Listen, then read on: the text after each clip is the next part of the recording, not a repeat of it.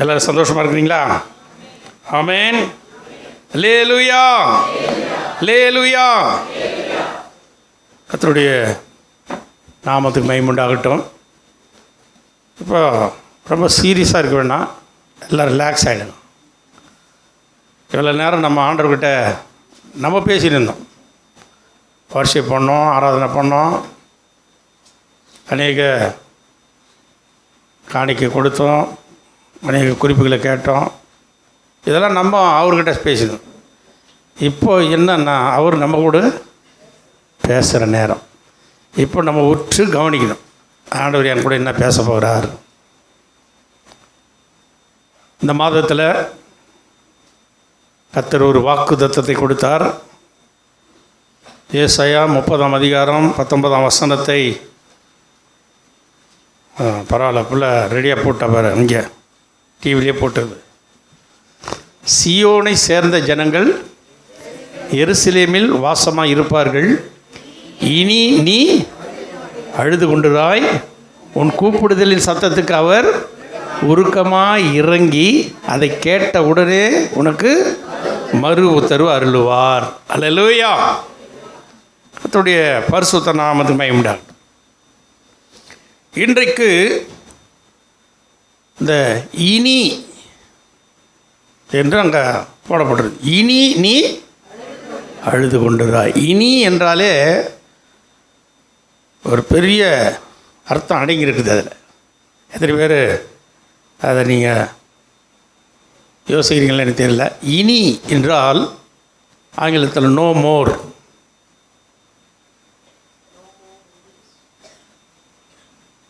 இனி இனி என் வாழ்க்கையில் இனிமேல் என்ன நடக்க போகிறது,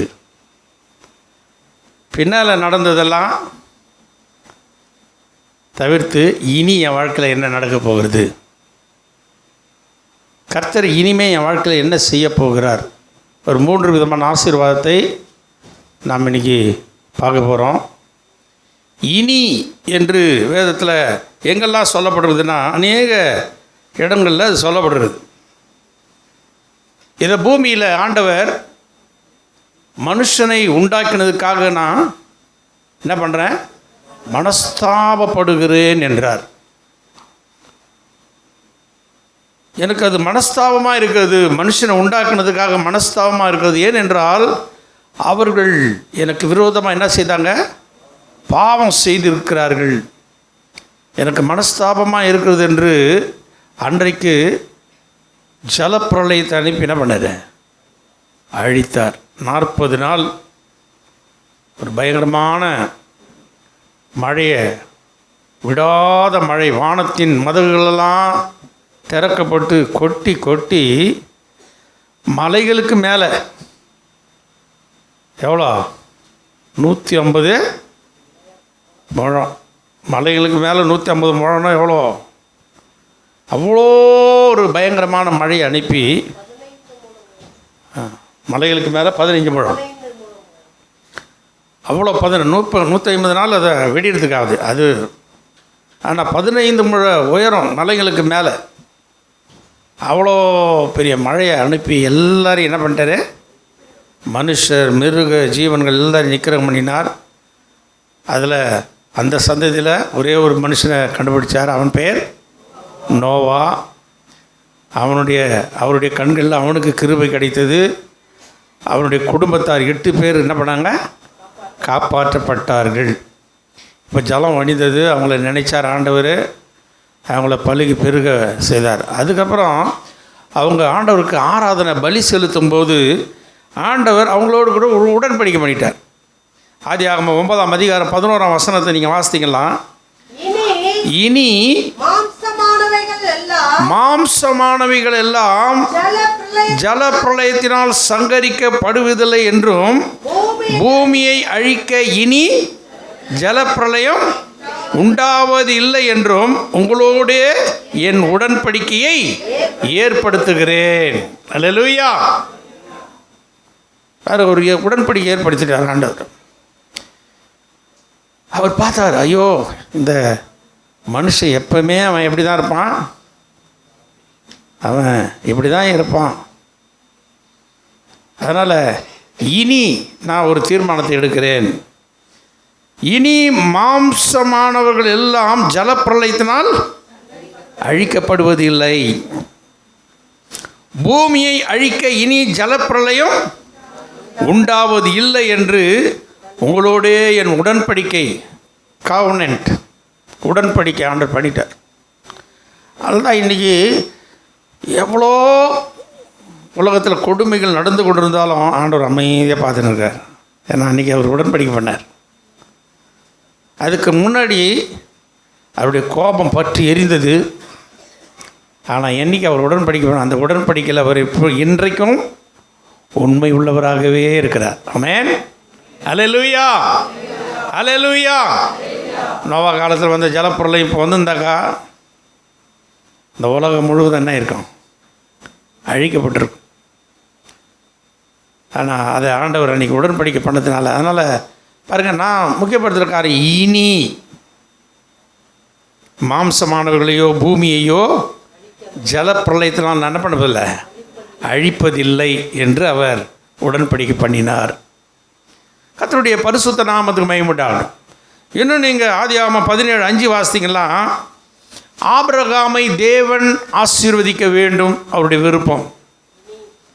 அவர் ஆபிரகாமை ஆசீர்வதிக்க அவர் இந்த திரளான ஜனங்களுக்கு ஒன்று நான் என்ன பண்ண போகிறேன், தகப்பனாக மாற்ற போகிறேன் அப்படின்னு ஆண்டவர் தீர்மானம் பண்ணதுனால ஆபிரகாமை பார்த்து ஆண்டவர் சொல்கிறாரு, இனி உன் பேர் ஆபிரகாம் என்னப்படாமல் நான் உன்னை திரளான ஜாதிகளுக்கு தகப்பனாக ஏற்படுத்தினபடியால் உன் பேர் ஆபிரகாம் என்னப்படும். ஆபிராம், முதல்ல ஆபிராம், இப்போ ஆண்டவர் வைக்கிற பேர் என்னது, ஆபிரகாம். அல்லேலூயா. ஏன்னா திரளான ஜாதிகளுக்கு அவனை என்ன பண்ணிட்டாரு, தகப்பனாக ஆபிரகாம் என்ற பெயரை ஆண்டவர் அவனுக்கு சூட்டினார். அதே போல் சாராயை கூட பார்த்து சொல்கிறார், அவளுக்கு பேர் சாராய். அதுக்கு முன்னாடி என்ன பேர், சாராய்.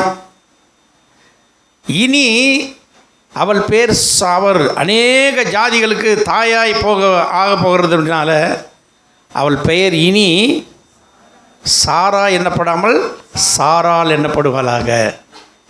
மாற்றிட்டாரா? அப்போ பாருங்கள், இனி என்ன, முன்னாடி வாழ்க்கை பின்னாடி வாழ்க்கை.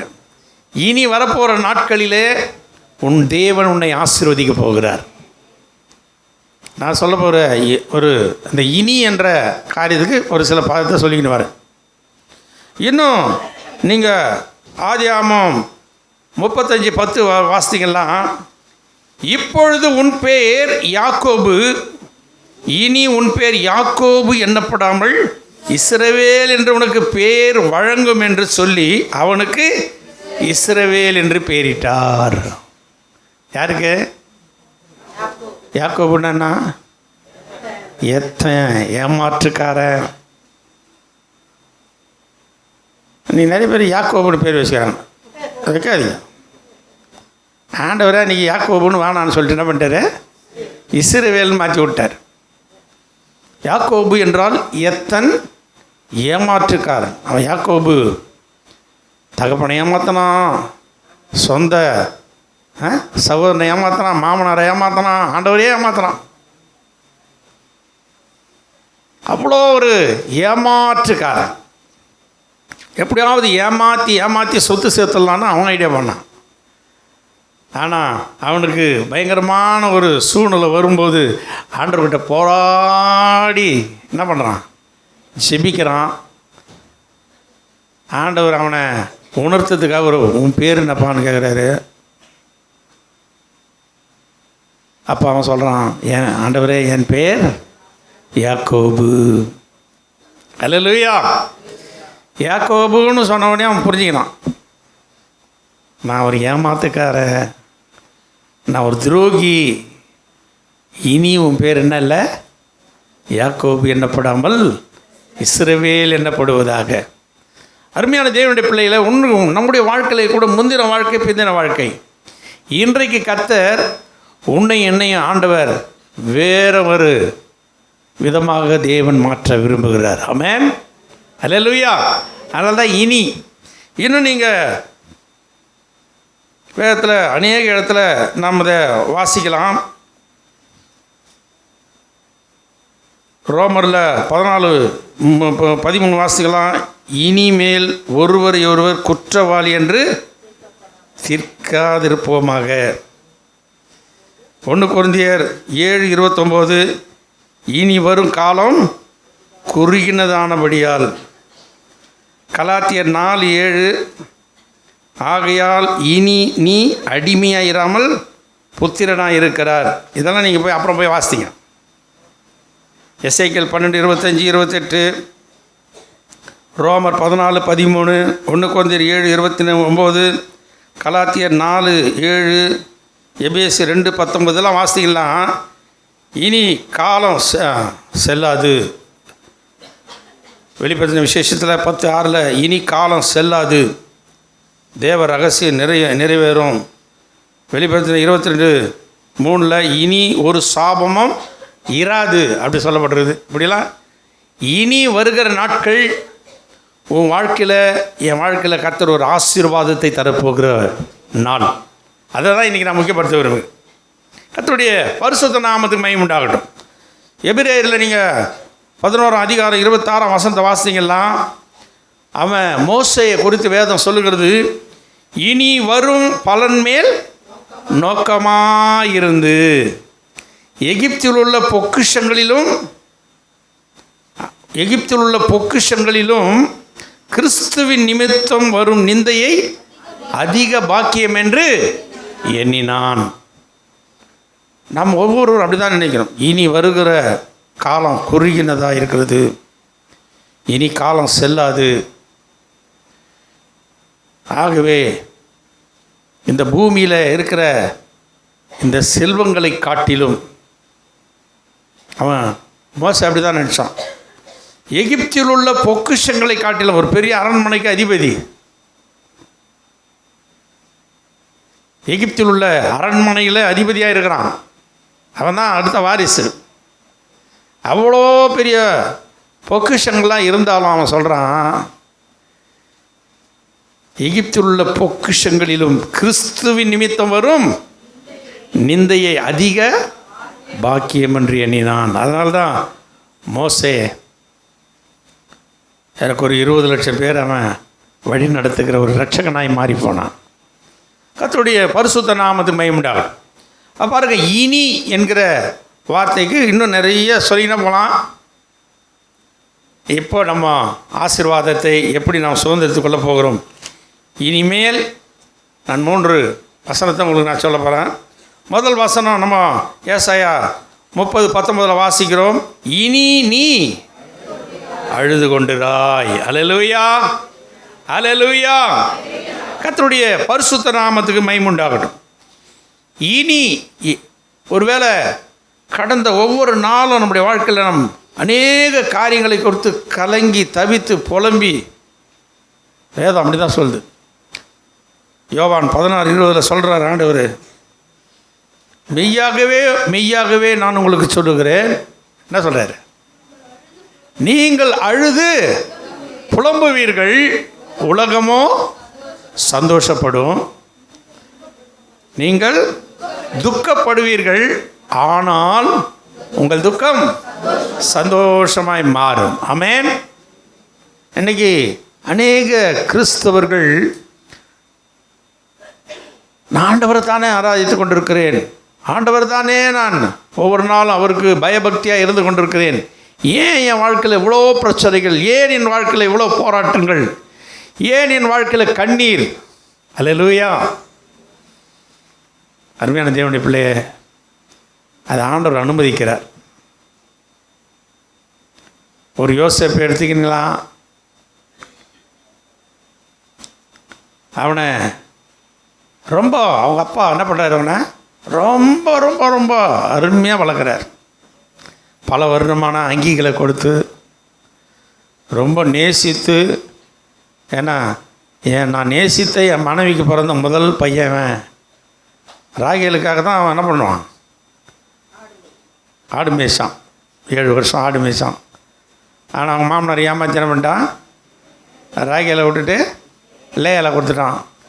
ராகேலுக்காக திருப்பி ஒரு 7 வருஷம் என்ன பண்ணிட்டான், ஆடு மேய்ச்சான். அவள் பெற்றெடுத்த புதல்வன் தான் யார், யோசேப்பு. ரொம்ப அருமையாக நேசித்தான். ஆனால் ஆண்டவர் அதை என்ன பண்ணல, விரும்பலை. அவனை கொண்டு போய் என்ன பண்ணிட்டாரு, புடமிட்டார். 17 வயசில் ஆரம்பித்த பிரச்சனை 30 வயதில் தான் அவனை கொண்டு போய் எங்கே நிறுத்தினார் ஆண்டவர், ராஜாவுக்கு முன்பாக நிறுத்தினார். அல்லேலூயா. ராஜாவுக்கு ஒரு சொப்பனத்தை வர வச்சு, சிறையில் இருக்கிறவனை கொண்டு வாங்க, அந்த சொப்பனத்துக்கு அவன் அர்த்தத்தை சொல்லி, அந்த ராஜா என்ன பண்ணுறான், இவனை விட புத்திமான் வேறு எவனுமே இருக்க முடியாது, அதனால் இவனுக்கு தான், இவன் தான் இந்த பூமியில் என்ன பண்ணுவான், இந்த எகிப்து தேசத்துக்கு அதிபதியாய் மாறுவான். 30 வயசில். பாருங்கள், 17 வயசுலேருந்து 30 வயசு வரைக்கும் அவனுக்கு என்ன ஆச்சு, எவ்வளோ போராட்டம். கொஞ்சமாக நஞ்சமா ஒரு நம்ம நினச்சிட்டு இருக்கிறோம், என்ன ஆண்டவரை நம்ம ஒழுங்காக ஆலயத்துக்கு போகிறோம், ஒழுங்காக தசம்பாக ஒழுங்காக ஆண்டவரை தேடுறோம், ஜெபம் பண்ணுறோம், நமக்கு ஏன் இவ்வளோ பிரச்சனை வரும். உன் நினைவுகள் என் நினைவுகள் அல்ல. யோசேப்பு அப்படி நினைக்கல. 17 வயசில் அவனுக்கு ஆரம்பிச்சது பிரச்சனை. அண்ணன் தம்பியெல்லாம் அவனுக்கு விரோதமாக இருந்தான், இவன் அவன் சொப்பனம், ஆண்டவர் கொடுத்த சொப்பனத்தை சொன்னான்றதுனால இவ்வளோ பிரச்சனை. ஆண்டவர் நடத்துகிறார். விலங்கு போட்டு என்ன பண்ணுறாங்க, ஒடுக்குறாங்க, குடோனில் தூக்கி போட்டுடுறாங்க. குடோனில் இருந்து ராஜா வர வைக்கிறான். இப்போ எகிப்து தேசத்துக்கு என்ன ஆகிட்டான், அதிபதி. அல்லேலூயா. பாருங்க, 13 வருஷம் படாத பாடுபட்டான். தாவீது எடுத்திங்கன்னா அவனை 17 வயசில் போயிட்டு நீ தான் இஸ்ரவேலுக்கு என்னது ராஜா அப்படின்னு அபிஷேகம் பண்ணிடுறார் சாமுவேல். பண்ணுறதா இல்லையா? 17 வயசில் உடனே 17 வயசில் ஒரு ராஜா ஆகிட்டாரா? புடமிட ஆரம்பிக்கிறார் ஆண்டவர். கொஞ்சம் நஞ்சமாக அவனுக்கு பிரச்சனை. அவன் சொல்கிறான், எனக்கு மரணத்துக்கு எத்தனை அடி தூரம்ன்றான், 1 அடி தூரம். அருமையான தேவனுடைய பிள்ளை, எனக்கு ஏன் இவ்வளோ பிரச்சனை வருதுன்னு நம்ம ஆண்டவர்கிட்ட கேள்வி கேட்கறதுக்கு நம்மளுக்கு அதிகாரமே கிடையாது. ஆண்டவர் ஒன்று செய்தார்னா அதை நேற்றே செய்து முடிப்பார். அதனால் நம்ம அமைதியாக பொறுமையாக பாருங்கள். இந்த தாவீது 17 வயசில் அவனுக்கு ஆரம்பித்த பிரச்சனை 30 வயசில் தான் அவனை ஆண்டவர் என்ன பண்ணார், ராஜாவாக்கினார். 30 வயசில் தான் அவன் ராஜாவா, அந்த இஸ்ரவேலுக்கு ராஜாவாக்குறார். ஆனால் அவன் நின்று ஆட்சி செஞ்சான். ஆமென், அல்லேலூயா. அப்போ ஆண்டவருடைய திட்டங்கள் வேறு, நம்முடைய திட்டங்கள் வேறு. நம்ம இப்போவே கஷ்டம் நல்லா இருக்குமே, ஆண்டவர் ஏற்ற நேரம் வச்சுருப்பார். அதனால் ஏற்ற காலத்தில் உன்னை உயர்த்தும்படி என் பலத்த கரத்தில் என்ன பண்ண அடங்கிருன்ற. இப்போ நாம் ஒவ்வொருவரும் என்ன செய்ய வேண்டும்னா, இன்னும் ஆண்டவர் குறித்த நேரம் எனக்கு வரல,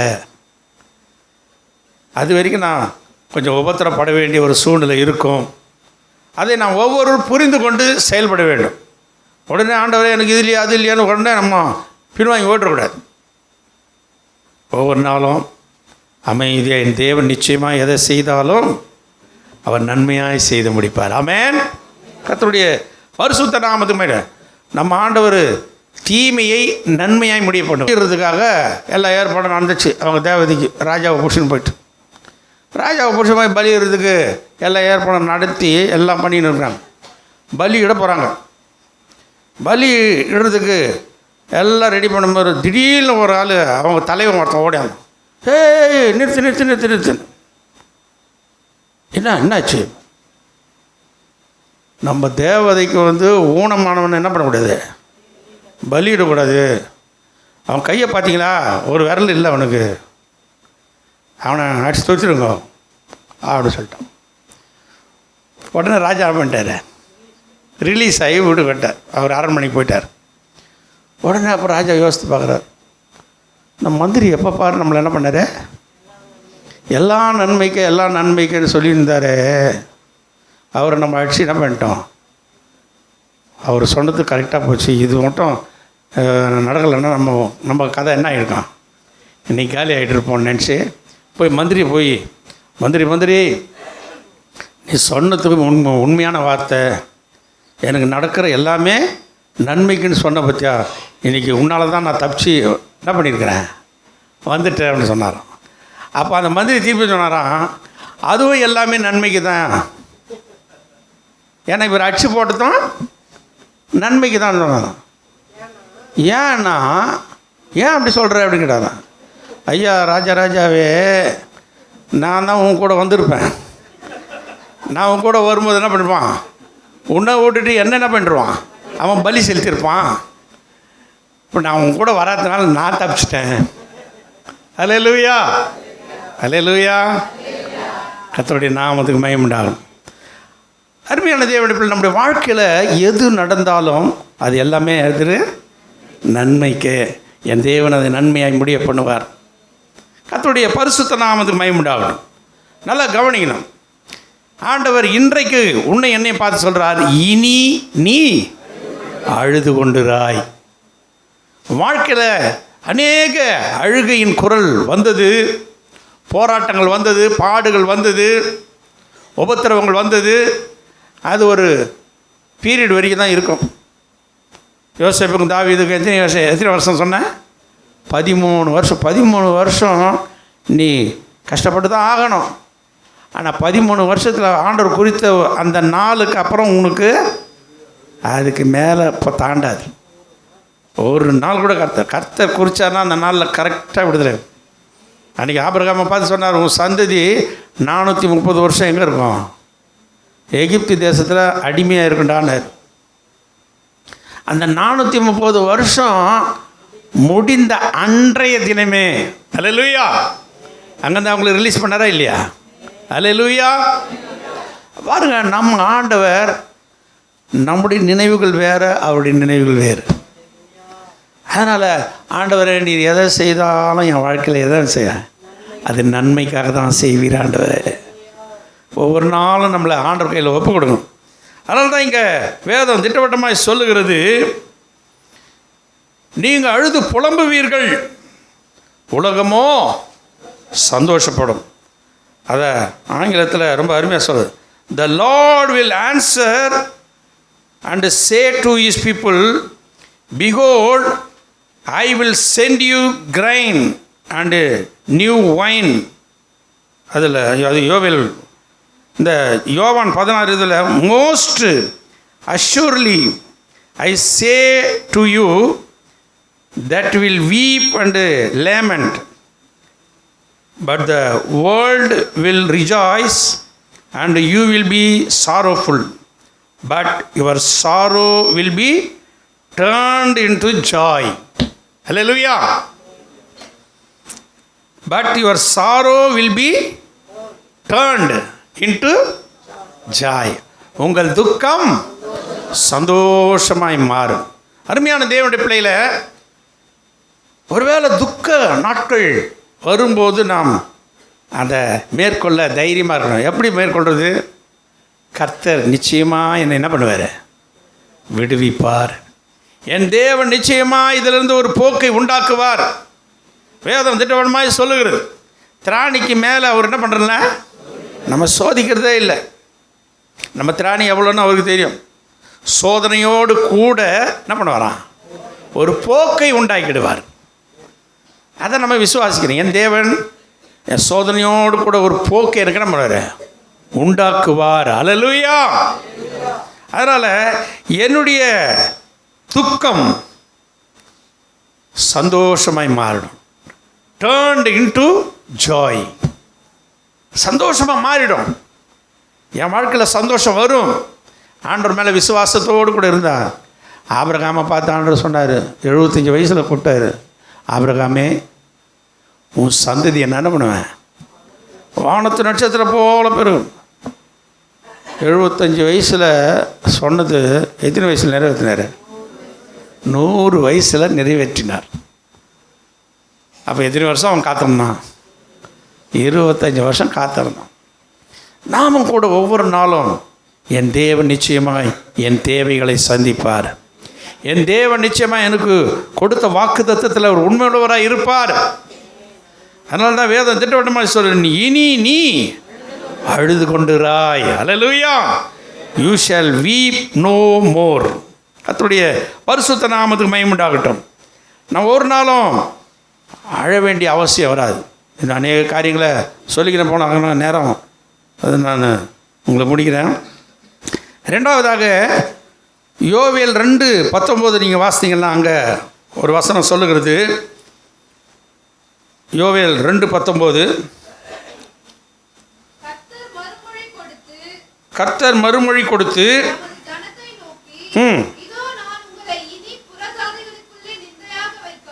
ஆமென்.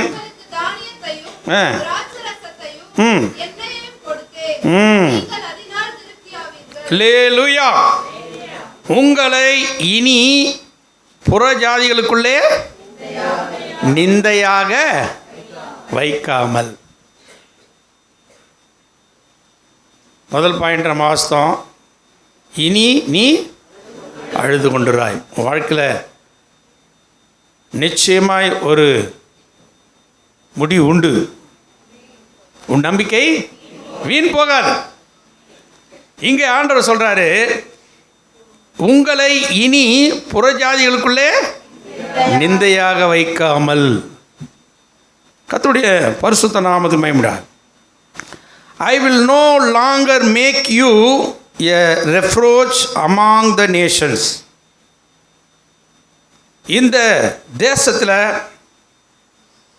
புறஜாதிகள் மத்தியில் உங்களுக்கு நான் என்ன பண்ண மாட்டேன், இனி நிந்தையாக வைக்காமல். நிந்தை என்னது?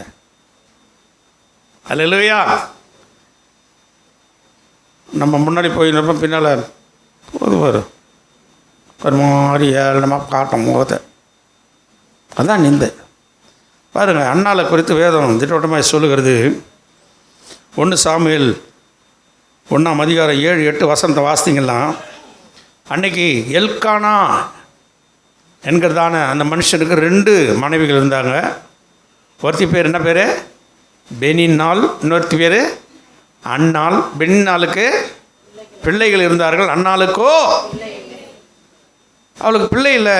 ஏன் பிள்ளை இல்லைன்னா, கர்த்தரோ அவளுடைய கர்ப்பத்தை என்ன பண்ணாராம்? அடைத்திருந்தார். வேதம் அப்படி தான் சொல்கிறாங்க. நீங்கள் அப்புறம் போய் வாசிங்க. ஒரு கர்ப்பத்தை அடைக்கிறவரும் திறக்கிறவரும் கர்த்தர் தான். கர்த்தரோ அன்னாளுடைய கர்ப்பத்தை என்ன பண்ணாராம்? அடைத்திருந்தார். அதனால் அவளுக்கு பிள்ளை இல்லை. எல்கானா வருஷந்தோறும் ஆலயத்தில் போய் அவர் பலி செலுத்திட்டு அந்த பங்கை பிரித்து எல்லோரும் கொடுப்பார். எல்லாருக்கும் ஒரு பங்கு கொடுப்பார். ஆனால் அண்ணாளுக்கு எத்தனை பங்கு கொடுப்பார்? 2 பங்கு கொடுப்பார். ஆனால் அண்ணாள் அங்கே வசனம் சொல்லுகிறது, இந்த 7ஆம் வசனத்தை நீங்கள் வாசிக்கும்போது ஒருத்தர் வாசிங்க. அவள் கர்த்தருடைய ஆலயத்துக்கு போகும் சமயத்தில் அவன் வருஷந்தோறும் அந்த பிரகாரமாய் செய்வான். ஆமென். இவள் அவளை மனமடிவாக்குவாள். இவள் அவளை மனமடிவாக்குவாள். அப்பொழுது அவள் சாப்பிடாமல் அழுது கொண்டிருப்பாள். ஆமென். தான் இந்த எங்கே போகிறாங்க? கர்த்தருடைய ஆலயத்துக்கு போகிற சமயத்தில். கர்த்தருடைய ஆலயத்துக்கு போகிற சமயத்தில் போகுது பாரு. வாய் எப்படி காட்டணும்? போகுது பாரு, இப்படிலாம் காட்டும். அல்லேலூயா. அந்த மாதிரி அந்த பெனின் என்ன பண்ணுறான்னா, அண்ணால் அவள் ஒரு மாதிரி மனமடி வாக்குற அளவுக்கு பேசுகிறான். அவ்வளோ போய் என்ன பண்ணா ஓன்னு அழுகிறான். எல்கானா சொல்கிறாரு, அண்ணாலே ஏன் அழுகிறாய்? 10 குமாரரை காட்டில நான் உனக்கு அதிகமல்லவா? ரொம்ப நேசிக்கிறான். ரொம்ப அருமையான கணவன். 10 புள்ளிங்க நேசிக்கிறத விட நான் உன்னை அதிகமாக என்ன பண்ணுறேன்? நேசிக்கிறேனே. நீ ஏன் அழற? ஆனாலும் அவளுக்கு நிந்தை என்ன பண்ணல, தாங்க முடியல. ஐயோ, நான் போகும்போது வரும்போது என்னை பார்த்து என்ன பண்ணுறா? மனமடி வாக்குறாளே, என்னை பற்றி ஏளனமாக பேசுகிறாளே. அருமையான தேவனுடைய பிள்ளைகளே, ஆண்டவர் இன்றைக்கு உன்னை என்னையும் பார்த்து சொல்கிறார், உன் நிந்தை புறஜாதிகளுக்குள்ளே இனி இராதபடி. அல்லேலூயா. உங்களை இனி புறஜாதிகள் நிந்தையாக வைக்காமல் உங்களை நான் ஆசீர்வதிப்பேன்றார் ஆண்டவர். அநேகர் நம்ம நல்லா செல்வ செழிப்பாக இருக்கும்போது நம்மளை பார்த்து ரொம்ப நம்ம சொந்தக்காரங்க கூட ரொம்ப அப்படியே மெச்சுக்குவாங்க. வருவான், வீட்டுக்கு வருவான், இதை பண்ணுவான். என் வீட்டுக்கு வாங்க, உங்கள் வீட்டுக்கு வாங்க, போவாங்க விருந்து. இவங்க பர்த்டே பார்ட்டி, அவங்க ஒரு பர்த்டே பார்ட்டி எல்லாம் வைப்பான், எல்லாம் நடக்கும். ஆனால் அவங்க கையில் ஒன்றுமே இல்லைன்ற நேரத்தில் அப்படியே உன்னை விட்டு என்ன பண்ணுவான், ஒதுங்கிடும். இது உலகத்தில் நடக்கிற சொந்த பந்தங்களுக்குள்ளே நடக்கிற மேட்ரு தான் இது. அல்லேலூயா. நம்மளை அங்கே கிடக்கிறான் அவனுக்கு அதாவது பையன் சொல்கிறோம், அப்படியே சொல்கிறோம். அவங்க ஒன்றும் கிடையாது, என்னத்துக்கு அவங்ககிட்ட போகணும் அப்படின்னு அப்படியே ஒதுங்கிடுவோம். Praise the Lord. அல்லேலூயா. ஆண்டவருடைய வசனம் திட்டவட்டமாக சொல்லுது, பூமியில் உன் நிந்தையை முற்றிலும் என்ன பண்ணுவேன், நீக்கி போடுவேன் என்று ஆண்டவர் சொல்கிறார். ஆமென். ஏசாயா 25 நீங்கள் வாசிக்க போயிட்டு, இந்த பூமியில் நீ உன் முகத்தில் உள்ள கண்ணீரையெல்லாம் நான் துடைப்பேன், இந்த பூமியில் இருக்கிற நிந்தையெல்லாம் முற்றிலும் என்ன பண்ணுவேன், நீக்கி போடுவேன். அண்ணால் தேவ சமூகத்தில் போய் என்ன பண்ணா, அழுதாள், கதறினாள், கண்ணீர் விட்டாள். அங்கே இந்த பாஷை பார்க்குறாரு அவர், என்ன இந்த பொண்ணு வந்து எப்போ பாரு வந்து ஓடும் கோப்பாடு போட்டுங்குது சர்ச்சில். ஏம்மா நீ எந்த பட்டம் என்ன பண்ணுவேன், பாஸ்டர் கேட்குறாரு, ஏலி தாத்தா என்னன்னு கேட்குறாரு, நீ எந்த மட்டும் குடிச்சிட்டு இந்தமாரி ஆடிக்கின்னு இருப்ப வந்து இங்கே அப்படின்றா. அப்போ அவ சொல்கிறா, இல்லை ஆண்டவனே, நான் ஒரு மனக்லேசமுள்ள ஸ்திரியாக இருக்கிறேன், என் இதயத்தெல்லாம் ஆண்டவர்கிட்ட நான் என்ன பண்ணிட்டேன், ஓட்டிட்டேன் அப்படின்னு சொன்னபோது தான் அவர், ஆமாம் ஆண்டவர் வேண்டுதலை கேட்டார், ஒரு உற்பத்தி கால திட்டத்தில் நீ என்ன பண்ணுவ, ஒரு பிள்ளையை பெறுவாய். அல்லேலூயா. அண்ணாளுடைய கர்ப்பத்தை தேவன் என்ன பண்ணார், திறந்தார், அருமையான சாமுவேலை கொடுத்தார், அதுக்கப்புறம் அநேக பிள்ளைகளை கொடுத்தார். கரங்களை தட்டலாமா? ஆண்டவர் ஒரு நாளும் நீ நிந்தையாக இருப்பது அவருக்கு பிரியமே இல்லை. உன் நிந்தையை முற்றிலும் நீக்கிவிட அவர் வல்லவராக இருக்கிறார். அதனால தான் இங்கே அருமையாக சொல்லப்படுது இந்த வார்த்தை, உங்கள் நிந்தையை புறஜாதிகளுக்குள்ளே இராமல் வைக்காமல் உங்களை நான் முற்றிலும் நீக்கி விடுவேன். அதுக்கப்புறம் ஆமென், அல்லேலூயா. நான் உங்களை இனி புறஜாதிகளுக்குள்ள நிந்தையாக வைக்காமல் உங்களுக்கு என்ன கொடுப்பேன், தானியத்தையும் திராட்சரசத்தையும் எண்ணெயையும் கொடுத்தேன், நீங்கள் அதனால் திருப்தி ஆவீர்கள். அருமையான தேவனுடைய பிள்ளையை இன்னைக்கு நீ எழுதி வச்சுக்கோ. ஒருவேளை அநேகர் உன்னை பார்த்து ஒருவேளை அசட்டியாக அற்பமாக என்றனா அவனை பற்றி கவலைப்படாது. ஆண்டவர் மட்டும் பார், என் நிந்தையை தேவன் மாற்றுவார், என் நிந்தையை தேவன் மாற்றுவார். அவர் மாற்றும்போது என்ன நடக்கும்னாக்கா, உனக்கு அநேக ஆசீர்வாதங்கள் உன்னை தேடி வரும். ஆசீர்வாதங்கள் உன்னை தேடி வருவது மாத்திரமல்ல, உன்னை திருப்தியாக்கி நடத்திடுவார். ஆமென். ஹல்லேலூயா. அதான் இங்கே ஆங்கிலத்தில் எப்படி சொல்லப்படுது, the Lord will answer and say to his people, behold, I will send you grain and new wine and oil, and you will be satisfied by them. அவைகளினால் நீ என்ன பண்ணுவ, திருப்தியாக இருப்பாய். அந்த வாழ்க்கையை தேவன் உனக்கு எனக்கு வைத்திருக்கிறார். நான் பயப்பட வேண்டிய அவசியமே இல்லை.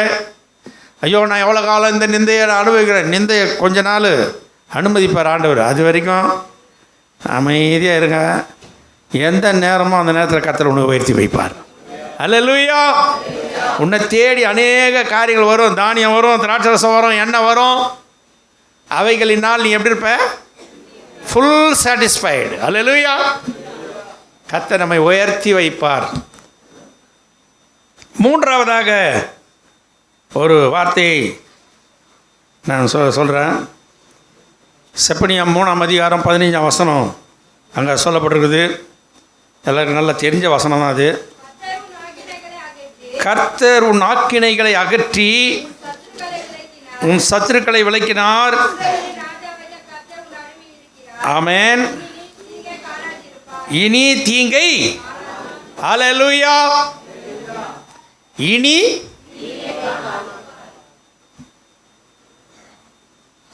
நம்மை சுற்றி இந்த பூமியில் என்ன இருக்குது? தீங்கு தான் இருக்குது. எங்கே போனாலும் தீங்கு தான். தீங்குகள் நம்மை சுற்றி சூழ்ந்துருக்குது. எங்கே போனாலும், வண்டியில் போனால், டூ வீலர் சைக்கிளில் போனாலும் ஆக்சிடெண்ட் ஆகுது. அப்புறம் டூ வீலர் போனாலும் ஆக்சிடெண்ட் ஆகுது. ஸ்கூட்டரில் போனாலும் ஆக்சிடெண்ட், காரில் போனாலும் ஆக்சிடெண்ட் ஆகுது, லாரியில் போனாலும் ஆக்சிடெண்ட் ஆகுது, பஸ்ஸில் போனாலும் ஆக்சிடெண்ட் ஆகுது. சரி, இதெல்லாம் வேணாம், மேலே பறந்து போகலாம். ஏரோப்ளைனில் போனாலும் அங்கேயும் ஆக்சிடெண்ட் ஆகுது. ட்ரெயினில் போனாலும் ஆக்சிடெண்ட் ஆகுது. தீங்கு இருக்குதா இல்லையா உலகத்தில்? தீங்கு இல்லாத இடமே கிடையாது உலகத்தில். ஏன்னா அந்த உலகம் முழுவதும் தீங்கு நம்ம என்ன பண்ணுறது? சூழ்ந்து கொண்டிருக்கிறது. ஹல்லேலூயா. சாத்தான் சத்துரு என்ன பண்ணுறான்னா, நம்ம வீட்டின் மேலே கழுகு போல் என்ன பண்ணலாம், பறந்துக்கினே இருக்கிறான். எப்போ கழுகு என்ன பண்ணோம், அங்கே அது தூரப்பாரு, ரொம்ப கீழே எங்கேயோ தூரத்தில் இருக்கிற கரெக்டாக கண்டுபிடிச்சி புஷ்குன்னு தூக்கி போயின்னு இருக்கும். அந்த மாதிரி கழுகு மாதிரி, அதான் பிசாசு கழுகு மாதிரி சுற்றி நிற்கிறான் மேலே. எங்கடா நமக்கு கேப்பு கிடைக்கும்? கேப்பு விடக்கூடாது அவனை. ஹல்லேலூயா, ஹல்லேலூயா, ஹல்லேலூயா. நம்ம ஆண்டவர் அதனால தான் எக்காலத்து வாயில் என்ன பண்ணு வை. எக்காலன்னா கர்த்தரை துதிக்கிற துதி. எப்போதும் நம்ம கர்த்தரை துதித்து கொண்டு இருந்தால் அவன் பார்ப்பான், ஐயோ ஐயோ இந்த இடம் நம்மளுக்கு என்ன பண்ணுது, லாய்க்கப்படாதுன்னு ஓடியே போயிடுவான். மிரையார் நான் அடிக்கடி சொல்லுவேன், சாத்தான் நீ ஆண்டவர் நல்லா துதிச்சுக்கினே இருந்தேன்னா சாத்தான் நம்ம வீட்டு ஏரிக்கரை ஏரிகளில் ஊசி செத்துருவான் போயிடணும். தாத்தா அப்படியா தாத்தா, அப்படியே ஆச்சரியமாக கேட்பா. நீ நல்லா கர்த்தரை துதிமா, அப்படியே முழங்கால் போட்டு நேர் முடியல் தான் நீ ஜெபம் பண்ணுவேன். ஹல்லேலூயா. நீ ஜெபம் பண்ணும்போது சாத்தான் அவனே தற்கொலை பண்ணிக்குவான், போய் ஏரிக்கரையில் ஊந்துருவான் போய். அந்த மாதிரி நம்மளை அவன் எப்படி சுற்றி சுற்றி வருவான். எவனை விழுங்கலாமோன்னு என்ன பண்ணுவான், சிங்கம் போல் என்ன பண்ணுவான், சுற்றிக்கிட்டே இருப்பான். அருமையான தேவனுடைய பிள்ளை, தீங்குகள் நம்மை சூழ்ந்து கொண்டிருக்கிறது. 121ஆம் சங்கீதத்தில் 7ஆம் வசனம் சொல்கிற மாதிரி, கர்த்தர் உன்னை எல்லா தீங்குக்கு விலக்கி காப்பார், அவர் உன் ஆத்துமாவை காப்பார். கர்த்தர் உன்னை எல்லா தீங்குக்கு விலக்கி காப்பார். நீ ஆண்டவரை மட்டும் துதிச்சா போதும், எதை பற்றி நீ கலங்க வேண்டிய அவசியம் இல்லை. கர்த்தர் உன்னை எல்லா தீமைக்கு என்ன பண்ணுவார், விலக்கி காப்பார். ஆண்டவருடைய வசனம் திட்டவட்டமாக சொல்கிறது, இனி தீங்கை காணாதிருப்பாய். ஆமென். இனி என் வாழ்க்கையில் தீங்கை நான் காண மாட்டேன். ஏன்னா இஸ்ரவேலின் தேவன் எனக்குள்ளே உலாவி கொண்டிருக்கிறார். உனக்குள்ளே இஸ்ரவேலின் தேவன் என்ன பண்ணுறாரு, உன் இதயத்தில் உலாவி கொண்டிருந்தால் போதும், நீ தீங்கை காணாதிருப்பாய். இந்த இஸ்ரவேலின் தேவன் உலாரத்தை விட்டுட்டு வேறு எதையாவது உள்ளே விட்டேன்னா, வேறு ஏதாவது உலகத்தில் இருக்கிற சிற்றின்பங்கள், ஆசைகள், இச்சைகள், அது இது லொட்டு லொசுக்கள்றாங்களா, அதெல்லாம் செல்ஃபோனில் அது இது எல்லாத்தையும் உள்ளே உலக விட்டேன்னா, இது உள்ளே இருக்கிற உலகம் என்ன பண்ணுவார், இஸ்ரவேலின் தேவன் அவருக்கு வெளியேறிடுவார். ஏன்னா அவருக்கு அசுத்தம்னா என்ன பண்ணாது, பிடிக்காது. ஹல்லேலூயா. நம்ம பாட்டு கூட பாடணுமே, அசுத்தம் இல்ல உள்ளம் அது தேவாலயம்,